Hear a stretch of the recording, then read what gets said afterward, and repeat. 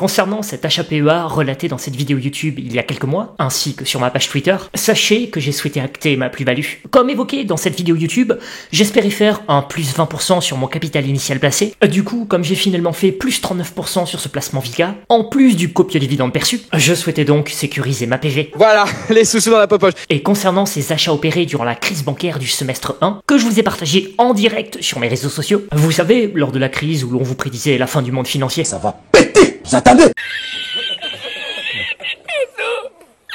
Eh bien, sachez que ça a pété pour moi par le haut. Pouf! Puisque j'ai aussi souhaité acter la totalité de mes gains, à commencer par BNP Paribas, ma préférée. Voici ce que ça donne en termes de retour sur investissement hors dividende perçu. La position prise sur la bancaire américaine USB s'est avérée la plus fructueuse, avec, en l'espace de 4 mois, plus 26% réalisé sur capital initial placé. D'ailleurs, j'ouvre une parenthèse, les jeunes loups débutant à la bourse me demandent souvent s'il est pertinent d'ouvrir un compte titre, vu qu'il y a un avantage fiscal non négligeable avec le PEA. Alors, certes, on est incentivé sur le plan fiscal en France, mais attention, il faut que vous gardiez votre argent bloqué durant 5 années pour obtenir cette carotte fiscale. Ce qui parfois peut poser problème si vous avez un besoin de cash pour concrétiser un projet de vie genre acquisition d'un bien immobilier. Et en plus, sachez que le marché américain reste le plus dynamique, ce qui veut dire par ricochet le plus attractif en termes de potentiel gain. Pour les sous-sous. Exemple concret, ce n'est pas sur un constructeur automobile français que j'aurais pu faire une telle performance sur mon argent placé. Donc ma réponse pour les jeunes loups est clairement oui, il faut impérativement avoir les deux. Un PEA pour de belles valeurs françaises de fonds de portefeuille et un compte titre pour tenter de dynamiser un peu plus son patrimoine financier. Pour les sous-sous. Tout en ayant un accès facile à une partie de son argent placé,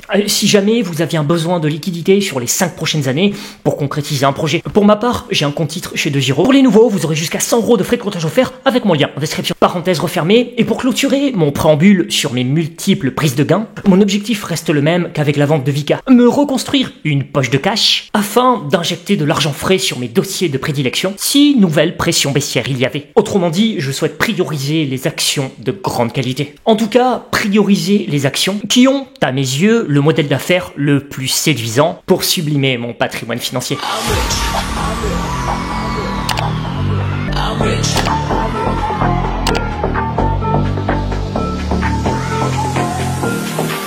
La première action que j'envisage de prioriser / renforcer, c'est Pernod Ricard, leader mondial des vins et spiritueux premium. J'ai déjà une position sur la base d'un PRU à 183 €, et si dans les semaines à venir, le cours de bourse revenait à proximité de ce doigt jaune, disons entre 150 et 160, s'agissant d'une zone support de très long terme, il est fort probable que je prenne une nouvelle position sur cette action Pernod que je considère comme un must-have dans un portefeuille boursier. D'ailleurs, je m'adresse aux jeunes loups qui ont un budget serré pour investir de l'argent. On me demande souvent ma préférence entre Pernod Ricard et Rémy Cointreau, une autre belle action dans le secteur des spiritueux. Perso, j'aime les deux et j'ai les deux au sein de mon patrimoine financier. Car le côté ultra luxe de Rémy Cointreau m'intéresse fortement, avec notamment sa marque Rémy Martin et son cognac Louis XIII vendu plusieurs milliers d'euros. En plus, en ce moment, je trouve que ces deux actions PEA sont franchement sur des niveaux intéressants si vous avez une vision long terme de l'investissement. Maintenant, si je devais en choisir qu'une seule au cours actuel en raison d'un budget serré, pour ma part, je choisirais de prioriser Pernod Ricard. J'ai une préférence pour le portefeuille de marques beaucoup plus vaste, permettant ainsi de couvrir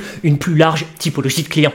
Qui c'est qui a mis un poil de pubis sur mon pastis là les gars? Alors, comme je vous ai parlé d'un support long terme sur Pernod Ricard potentiellement intéressant à exploiter, je suis obligé de vous dire quelques mots sur Kering, maison mère de Gucci, puisque cette action PEA est actuellement à proximité d'un gros support long terme. En plus, ça me fait plaisir d'en parler, étant actionnaire de Kering, je fais partie du Gucci Gang. Gucci gang, Gucci gang, Gucci. Justement, Gucci a fait l'actualité vendredi avec son tout premier défilé depuis la prise de poste du nouveau directeur artistique. C'était carrément l'événement de la Fashion Week milanaise. Un défilé plutôt bien perçu. Un analyste de chez City a d'ailleurs déclaré que le premier aperçu de la vision du nouveau directeur artistique montrait une évolution claire de l'esthétique de la marque, susceptible d'attirer une démographie légèrement plus âgée et de commander des prix plus élevés. Ce qui est parfait pour moi, Gucci doit monter en gamme. Gucci doit faire peau neuve. Et Kering en a conscience puisqu'on voit sa maison Gucci lancer depuis peu des salons privés ultra VIP. Des lieux ultra luxe où rien ne coûtera moins de 40 000 $,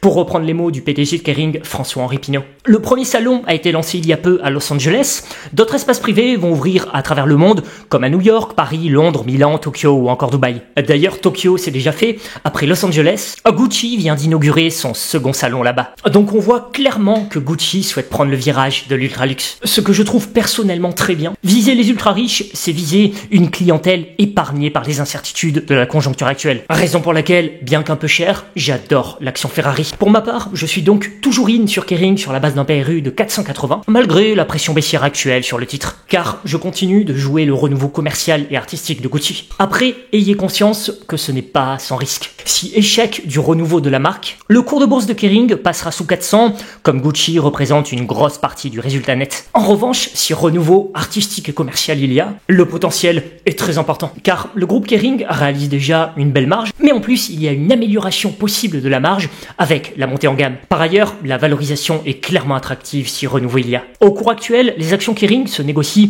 à l'équivalent d'environ 14 fois les bénéfices prévus pour les 12 prochains mois. À comparaison, Hermès c'est 42 fois et une marque plus petite comme Moncler c'est 22 fois. Donc vous voyez qu'avec 14 fois pour Kering, le potentiel de rattrapage sur le cours de bourse est énorme. Sans parler du développement de Kering sur le marché indien qui est en cours. Un nouveau point de vente Gucci est au passage prévu dans le centre commercial de luxe de Mumbai. Et moi, vous le savez, l'Inde est une zone en laquelle je crois beaucoup pour le développement de nos marques de luxe. D'ailleurs, comme une image vaut 1000 mots, pour vous illustrer mon propos, voici une photo prise vendredi à l'Apple Store indien de Mumbai lors du premier jour de vente de l'iPhone 15. On y voit une longue file d'attente. Par ailleurs, après avoir lu l'article associé à la photo, je perçois une forte demande pour le haut de gamme puisqu'il y a eu une rupture de stock sur l'iPhone 15 Pro. En gros, comme relaté sur Twitter, les Indiens ont répondu présent au lancement commercial de Apple. Nouvelle preuve, à mes yeux, du dynamisme de ce marché, nouvelle preuve de l'appétit des Indiens pour le haut de gamme. Un appétit qui ne devrait pas faiblir les prochaines années, bien au contraire. Lorsqu'on voit l'évolution qui est prévue pour le nombre de millionnaires indiens. Bref, après Twitter, je le redis sur YouTube, je suis longue sur le secteur luxe. Et bien sûr, toujours in sur Apple, malgré la faiblesse du moment sur le cours de bourse. Pour ceux qui n'ont pas de Apple en portefeuille et qui aimeraient tenter un truc en trading actif, sachez que Zone Bourse, lui, est à l'achat actuellement pour viser l'approche des 200 avec un stop à 170 $. À titre perso, je n'ai pas pris ce trade comme j'ai déjà du Apple. En revanche, mon trade sur SMCP partagé dans cette vidéo se passe pour le moment plutôt pas mal depuis mon entrée à 3,76. J'ai déjà acté une petite plus-value afin de sécuriser davantage le trade. Pour les sauces. Pour les personnes désireuses de travailler leurs skills en investissement actif et qui sont en quête d'idées d'investissement et de plans de trading journalier, pour ma part, je me suis monté en compétence chez Interactive Trading. Comme j'en ai fait un partenaire, vous aurez 30% avec mon code promo en description. Pour revenir à Kering, je pense sincèrement qu'il y a un coup intéressant à jouer au cours actuel. Après, comme c'est une action plus spéculative et qu'en plus je suis déjà investi dessus sur la base d'un PRU de 480 €, je n'envisage pas de la prioriser dans mes prochains investissements. Mais franchement, si j'en avais pas eu dans le portif, j'aurais bien évidemment payé cette semaine cette proximité sur le support long terme. Sinon, en termes de priorisation